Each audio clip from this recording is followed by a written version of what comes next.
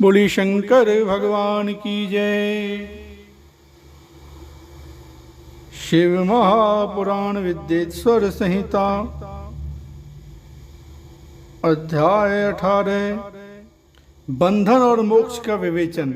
शिव पूजा का उपदेश, लिंग आदि में शिव पूजन का विधान, भस्म के स्वरूप का निरूपण और महत्व, शिव एवं गुरु शब्द की व्युत्पत्ति तथा शिव के भस्म धारण का रहस्य। ऋषि बोले, सर्वज्ञों में श्रेष्ठ सूत जी, बंधन और मोक्ष का स्वरूप क्या है, यह हमें बताइए। सूत जी ने कहा, महर्षियों, मैं बंधन और मोक्ष का स्वरूप तथा मोक्ष के उपाय का वर्णन करूंगा। तुम लोग आदर पूर्वक सुनो। जो प्रकृति आदि 8 बंधनों से बंधा हुआ है वह जीव बद्ध कहलाता है, और जो उन 8 बंधनों से छूटा हुआ है उसे मुक्त कहते हैं। प्रकृति आदि को वश में कर लेना मोक्ष कहलाता है। बंधन आगंतुक है और मोक्ष स्वतः सिद्ध है। बद्ध जीव जब बंधन से मुक्त हो जाता है तब उसे मुक्त जीव कहते हैं। प्रकृति, बुद्धि, त्रिगुणात्मक अहंकार और 5 तन मात्राएं, इन्हें ज्ञानी पुरुष प्रकृत्याद्यष्टक मानते हैं। प्रकृति आदि 8 तत्वों के समूह से देह की उत्पत्ति हुई है। देह से कर्म उत्पन्न होता है और फिर कर्म से नूतन देह की उत्पत्ति होती है। इस प्रकार बारंबार जन्म और कर्म होते रहते हैं। शरीर को स्थूल, सूक्ष्म और कारण के भेद से 3 प्रकार का जानना चाहिए। स्थूल शरीर जागृत अवस्था में व्यापार कराने वाला, सूक्ष्म शरीर जागृत और स्वप्न अवस्थाओं में इंद्रिय भोग प्रदान कराने वाला, तथा कारण शरीर सुषुप्त अवस्था में आत्मानंद की अनुभूति कराने वाला कहा गया है। जीव को उसके प्रारब्ध कर्मानुसार सुख दुख प्राप्त होते हैं। वह अपने पुण्य कर्मों के फलस्वरूप सुख और पाप कर्मों के फलस्वरूप दुख का उपभोग करता है। अतः कर्म पाश से बंधा हुआ जीव अपने त्रिविध शरीर से होने वाले शुभ अशुभ कर्मों द्वारा सदा चक्र की भांति बारंबार घुमाया जाता है। इस चक्रवत भ्रमण की निवृत्ति के लिए चक्रकर्ता का स्तवन एवं आराधन करना चाहिए। प्रकृति आदि जो 8 पास बतलाए गए हैं उनका समुदाय ही महाचक्र है, और जो प्रकृति से परे हैं वे परमात्मा शिव हैं। भगवान महेश्वर ही प्रकृति आदि महाचक्र के कर्ता हैं, क्योंकि वे प्रकृति से परे हैं। जैसे बकायन नामक वृक्ष का थाला जल को पीता और उगलता है, उसी प्रकार शिव प्रकृति आदि को अपने वश में करके उस पर शासन करते हैं। उन्होंने सबको वश में कर लिया है, इसीलिए वे शिव कहे गए हैं। शिव ही सर्वज्ञ, परिपूर्ण तथा निष्प्रह हैं। सर्वज्ञता, तृप्ति, अनादि बोध, स्वतंत्रता, नित्य अलुप्त शक्ति से संयुक्त होना और अपने भीतर अनंत शक्तियों को धारण करना। महेश्वर के इन 6 प्रकार के मानसिक ऐश्वर्यों को केवल वेद जानता है। अतः भगवान शिव के अनुग्रह से ही प्रकृति आदि 8 तत्व वश में होते हैं। भगवान शिव का कृपा प्रसाद प्राप्त करने के लिए उन्हीं का पूजन करना चाहिए। यदि कहें शिव तो परिपूर्ण हैं, निष्प्रह हैं, उनकी पूजा कैसे हो सकती है, तो इसका उत्तर यह है कि भगवान शिव के उद्देश्य से उनकी प्रसन्नता के लिए किया हुआ सत्कर्म उनके कृपा प्रसाद को प्राप्त कराने वाला होता है। शिवलिंग में, शिव की प्रतिमा में तथा शिव भक्त जनों में शिव की भावना करके उनकी प्रसन्नता के लिए पूजा करनी चाहिए। वह पूजन शरीर से, मन से, वाणी से और धन से भी किया जा सकता है। उस पूजा से महेश्वर शिव, जो प्रकृति से परे हैं, पूजक पर विशेष कृपा करते हैं और उनका वह कृपा प्रसाद सत्य होता है। शिव की कृपा से कर्म आदि सभी बंधन अपने वश में हो जाते हैं। कर्म से लेकर प्रकृति पर्यंत सब कुछ जब वश में हो जाता है तब वह जीव मुक्त कहलाता है और स्वयं आत्मा राम स्वरूप से विराजमान होता है। परमेश्वर शिव की कृपा से जब कर्म जनित शरीर अपने वश में हो जाता है तब भगवान शिव के लोक में निवास का सौभाग्य प्राप्त होता है। इसी को सालोक्य मुक्ति कहते हैं। जब तन मात्राएं वश में हो जाती हैं तब जीव जगदम्बा सहित शिव का सामीप्य प्राप्त कर लेता है। यह सामीप्य मुक्ति है। उसके आयुध आदि और क्रिया आदि सब कुछ भगवान शिव के समान हो जाते हैं। भगवान का महाप्रसाद प्राप्त होने पर बुद्धि भी वश में हो जाती है। बुद्धि प्रकृति का कार्य है, उसका वश में होना साष्टी मुक्ति कहा गया है। पुनः भगवान का महान अनुग्रह प्राप्त होने पर प्रकृति वश में हो जाएगी। उस समय भगवान शिव का मानसिक ऐश्वर्य बिना यत्न के ही प्राप्त हो जाएगा। सर्वज्ञता और तृप्ति आदि जो शिव के ऐश्वर्य हैं, उन्हें पाकर मुक्त पुरुष अपने आत्मा में ही विराजमान होता है। वेद और शास्त्रों में विश्वास रखने वाले विद्वान पुरुष इसी को सायुज्य मुक्ति कहते हैं। इस प्रकार लिंग आदि में शिव की पूजा करने से क्रम से मुक्ति स्वतः प्राप्त हो जाती है। इसलिए शिव का कृपा प्रसाद प्राप्त करने के लिए तत्संबंधी क्रिया आदि के द्वारा उन्हीं का पूजन करना चाहिए। शिव क्रिया, शिव तप, शिव मंत्र जप, शिव ज्ञान और शिव ध्यान के लिए सदा उत्तरोत्तर अभ्यास बढ़ाना चाहिए। प्रतिदिन प्रातः काल से रात को सोते समय तक और जन्म काल से लेकर मृत्यु पर्यंत सारा समय भगवान शिव के चिंतन में ही बिताना चाहिए। सद्योजात आदि मंत्रों तथा नाना प्रकार के पुष्पों से जो शिव की पूजा करता है यह शिव को ही प्राप्त होगा। ऋषि बोले, उत्तम व्रत का पालन करने वाले सूत जी, लिंग आदि में शिव जी की पूजा का क्या विधान है यह हमें बताइए। सूत जी ने कहा, हे द्विजो, मैं लिंगों के क्रम का यथावत वर्णन कर रहा हूँ, तुम सब लोग सुनो। वह प्रणव ही समस्त अभीष्ट वस्तुओं को देने वाला प्रथम लिंग है। उसे सूक्ष्म प्रणव स्वरूप प्रणव रूप समझो। सूक्ष्म लिंग निष्कल होता है और स्थूल लिंग सकल।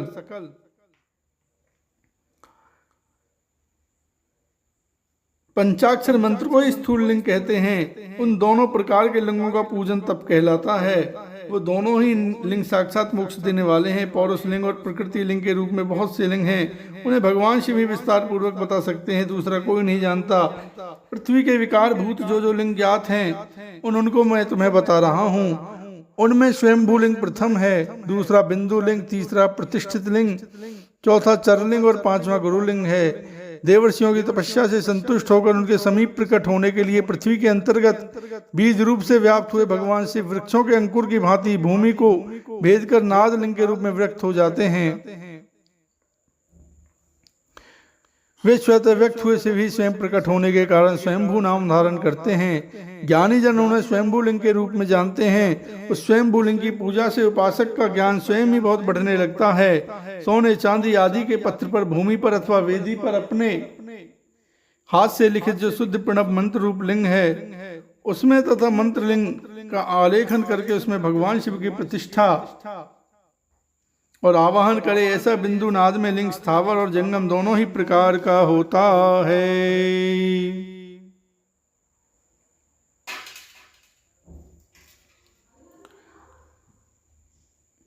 इसमें शिव का दर्शन भावना में ही है, ऐसा निस्संदेह कहा जा सकता है।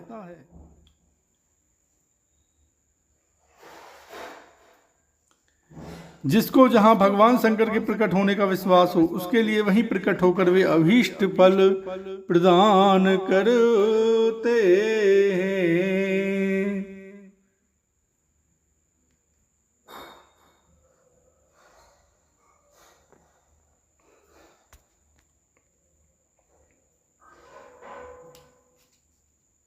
अपने हाथ से लिखे हुए यंत्र में अथवा कृत्रिम स्थावर आदि में भगवान शिव का आवाहन करके 16 उपचारों से उनकी पूजा करे। ऐसा करने से साधक स्वयं ही ऐश्वर्य को प्राप्त कर लेता है और इस साधन के अभ्यास से उसको ज्ञान भी होता है। देवताओं और ऋषियों ने आत्मसिद्धि के लिए अपने हाथ से वैदिक मंत्रों के उच्चारण पूर्वक शुद्ध मंडल में शुद्ध भावना द्वारा जिस उत्तम शिवलिंग की स्थापना की है उसे पौरुष लिंग कहते हैं तथा वही प्रतिष्ठित लिंग कहलाता है।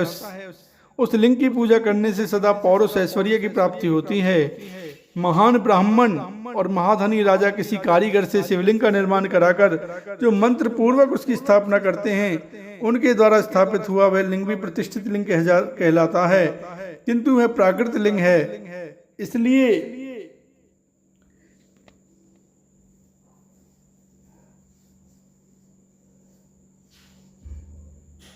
इसलिए प्राकृत ऐश्वर्य भोग को ही देने वाला होता है।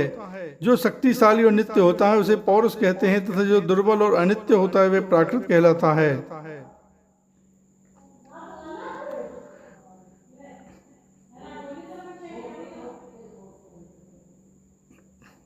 लिंग, नाभि, जिह्वा, नासाग्र भाग और शिखा के क्रम से कटी, हृदय और मस्तक तीनों स्थानों में जो लिंग की भावना की गई है उस आध्यात्मिक लिंग को ही चरलिंग कहते हैं। पर्वत को पौरुष लिंग बताया गया है और भूतल को विद्वान पुरुष प्राकृतिक लिंग मानते हैं।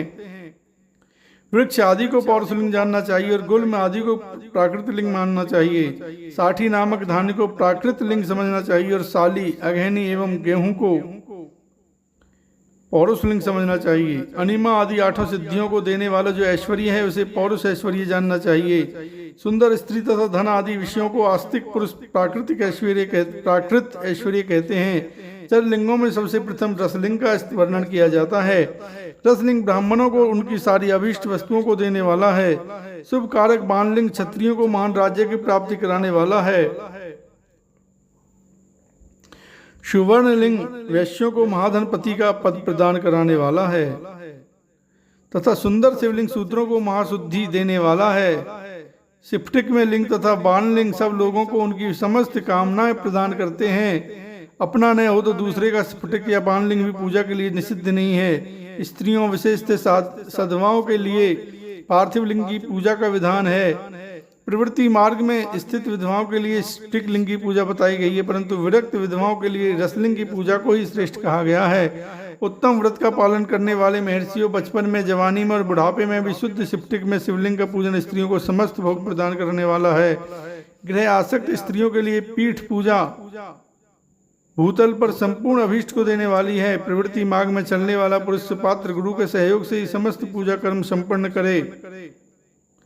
इष्ट देव का अभिषेक करने के पश्चात अघैनी के चावल से बने हुए खीर आदि पकवानों द्वारा नैवेद्य अर्पण करे। पूजा के अंत में शिवलिंग को संपुट में पधराकर घर के भीतर पृथक रख दे। जो निवृत्ति मार्गी पुरुष हैं उनके लिए हाथ पर ही शिवलिंग पूजा का विधान है। उन्हें भिक्षा आदि से प्राप्त हुए अपने भोजन को ही नैवेद्य रूप में निवेदित करना चाहिए। निवृत्त पुरुषों के लिए सूक्ष्म लिंग ही श्रेष्ठ बताया जाता है। वे विभूति के द्वारा पूजन करें और विभूति को ही नैवेद्य रूप से निवेदित भी करें। पूजा करके उस लिंग को सदा अपने मस्तक पर धारण करें। विभूति 3 प्रकार की बताई गई है, लोक अग्नि जनित, वेद अग्नि जनित और शिव अग्नि जनित। लोक अग्नि जनित या लौकिक भस्म को द्रव्यों की शुद्धि के लिए लाकर रखे। मिट्टी, लकड़ी और लोहे की पात्रों की, धान्यों की, तिल आदि द्रव्यों की, वस्त्र आदि की तथा पर्युषित वस्तुओं की भस्म से शुद्धि होती है। कुत्ते आदि से दूषित हुए पात्रों की भी भस्म से ही शुद्धि मानी गई है। वस्तु विशेष की शुद्धि के लिए यथा योग्य सजल अथवा निर्जल भस्म का उपयोग करना चाहिए। वेदाग्नि जनित जो भस्म है उसको उन वैदिक कर्मों के अंत में धारण करना चाहिए। मंत्र और क्रिया से जनित जो होम कर्म है वह अग्नि में भस्म का रूप धारण करता है। उस भस्म को धारण करने से वह कर्म आत्मा में आरोपित हो जाता है। अघोर मूर्तिधारी शिव का जो अपना मंत्र है उसे पढ़कर बेल की लकड़ी को जलाए। उस मंत्र से अभिमंत्रित अग्नि को शिवअग्नि कहा गया है। उसके द्वारा जले हुए काष्ठ का जो भस्म है वह शिवअग्नि जनित है। कपिला गाय के गोबर तथा गाय मात्र के गोबर को तथा समी, पीपल, पलास, बड़, अमलतास और बेर इनकी लकड़ियों को शिवअग्नि से जलाए। वह शुद्ध भस्म शिवअग्नि जनित माना गया है। अथवा कुश की अग्नि में शिव मंत्र के उच्चारण पूर्वक काष्ठ को जलाए। फिर उस भस्म को कपड़े से अच्छी तरह छान कर नए घड़े में भरकर रख दे। उसे समय समय पर अपनी कांति या शोभा की वृद्धि के लिए धारण करे। ऐसा करने वाला पुरुष सम्मानित एवं पूजित होता है। पूर्व काल में भगवान शिव ने भस्म शब्द का ऐसा ही अर्थ प्रकट किया था। जैसे राजा अपने राज्य में सारभूत कर को ग्रहण करता है, जैसे मनुष्य सस्य आदि को जलाकर रांध कर उसका सार ग्रहण करते हैं, तथा जैसे जठरानल नाना प्रकार के भक्ष्य भोज्य आदि पदार्थों को भारी मात्रा में ग्रहण करके जलाता है, जलाकर सारतर वस्तु ग्रहण करता है और उस सारतर वस्तु से स्वदेह का पोषण करता है। उसी प्रकार प्रपंचकर्ता परमेश्वर शिव ने भी अपने में आधेय रूप से विद्यमान प्रपंच को जलाकर भस्म रूप से उसके सार तत्व को ग्रहण किया है। प्रपंच को दग्ध करके शिव ने उसके भस्म को अपने शरीर में लगाया है। राख भभूत पोतने के बहाने जगत के सार को ही ग्रहण किया है। अपने शरीर में अपने लिए रत्न स्वरूप भस्म को इस प्रकार स्थापित किया है। आकाश के सार तत्व से केश, वायु के सार तत्व से मुख, अग्नि के सार तत्व से हृदय, जल के सार तत्व से कटिभाग और पृथ्वी के सार तत्व से घुटने को धारण किया है। इसी तरह उनके सारे अंग विभिन्न वस्तुओं के सार रूप हैं। महेश्वर ने अपने ललाट में तिलक रूप से जो त्रिपुंड धारण किया है वह ब्रह्मा, विष्णु और रुद्र का सार तत्व है। वे इन सब वस्तुओं को जगत के अभ्युदय का हेतु मानते हैं। भगवान शिव ने ही प्रपंच के सार सर्वस्व को अपने वश में किया है, अतः इन्हें अपने वश में करने वाला दूसरा कोई नहीं है। जैसे समस्त मृगों का हिंसक मृग सिंह कहलाता है और उसकी हिंसा करने वाला दूसरा कोई मृग नहीं है, अतः उसे सिंह कहा गया है। सकार का अर्थ है नित्य सुख एवं आनंद, इकार का अर्थ है पुरुष और वकार का अर्थ है अमृत स्वरूपा शक्ति। इन सब का सम्मिलित रूप ही शिव कहलाता है। अतः इस रूप में भगवान शिव को अपना आत्मा मानकर उनकी पूजा करनी चाहिए। अतः पहले अपने अंगों में भस्म मले, फिर ललाट में उत्तम त्रिपुंड धारण करे। पूजा काल में सजल भस्म का उपयोग होता है और द्रव्य शुद्धि के लिए निर्जल भस्म का। गुणातीत परम शिव राजस आदि स्वीकार गुणों का अवरोध करते हैं, दूर हटाते हैं, इसलिए वे शव के गुरु रूप का आश्रय लेकर स्थित हैं। गुरु विश्वासी शिष्यों के तीनों गुणों को पहले दूर करके फिर उन्हें शिव तत्व का बोध कराते हैं, इसलिए गुरु कहलाते हैं। गुरु की पूजा परमात्मा शिव की ही पूजा है। गुरु के उपयोग से बचा हुआ सारा पदार्थ आत्म शुद्धि करने वाला होता है। गुरु की आज्ञा के बिना उपयोग में लाया हुआ सब कुछ वैसा ही है जैसे चोर चोरी करके लाई हुई वस्तु का उपयोग करता है। गुरु से भी विशेष ज्ञानवान पुरुष मिल जाए तो उसे भी बलपूर्वक, उसे भी यत्नपूर्वक गुरु बना लेना चाहिए। अज्ञान रूपी बंधन से छूटना ही जीव मात्र के लिए साध्य पुरुषार्थ है। अतः जो विशेष ज्ञानवान है वही जीव को उस बंधन से छुड़ा सकता है।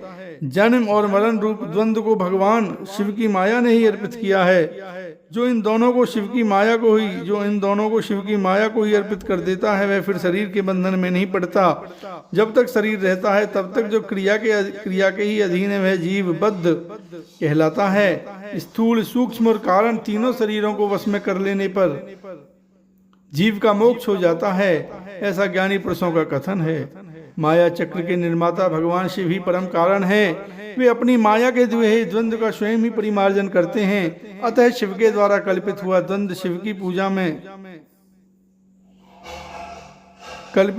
उन्हीं को समर्पित कर देना चाहिए। जो शिव की पूजा में तत्पर हो वह मौन रहे, सत्य आदि गुणों से संयुक्त हो तथा क्रिया, जप, तप, ज्ञान और ध्यान में एक एक का अनुष्ठान करता रहे। ऐश्वर्य, दिव्य शरीर की प्राप्ति, ज्ञान का उदय, अज्ञान का निवारण और भगवान शिव के सामीप्य का लाभ, ये क्रम से क्रिया आदि के फल हैं। निष्काम कर्म करने से अज्ञान का निवारण हो जाने के कारण शिव भक्त पुरुष उसके यथोक्त फल को पाता है। शिव भक्त पुरुष देश, काल, शरीर और धन के अनुसार यथा योग्य क्रिया आदि का अनुष्ठान करे। न्यायोपार्जित उत्तम धन से निर्वाह करते हुए विद्वान पुरुष शिव के स्थान में निवास करे। जीव हिंसा आदि से रहित और अत्यंत क्लेश शून्य जीव बताते हुए पंचाक्षर मंत्र के जप से अभिमंत्रित अन्न और जल को सुख स्वरूप माना गया है। अथवा कहते हैं कि दरिद्र पुरुष के लिए भिक्षा से प्राप्त हुआ अन्न ज्ञान देने वाला होता है। शिव भक्त को भिक्षान्न प्राप्त हो तो वह शिव भक्ति को बढ़ाता है। शिव योगी पुरुष भिक्षान्न को शंभु सत्र कहते हैं। जिस किसी भी उपाय से जहाँ कहीं भी भूतल पर शुद्ध अन्न का भोजन करते हुए सदा मौन भाव से रहे और अपने साधन का रहस्य किसी पर प्रकट न करे, भक्तों के समक्ष भी शिव के महात्म्य को प्रकाशित करे। जानते हैं दूसरा शिव के मंत्र के रहस्य को भगवान शिव ही जानते हैं, दूसरा कोई नहीं। बोलिए श्री शंभु भोलेनाथ की जय। हर हर महादेव। शिव शंभु।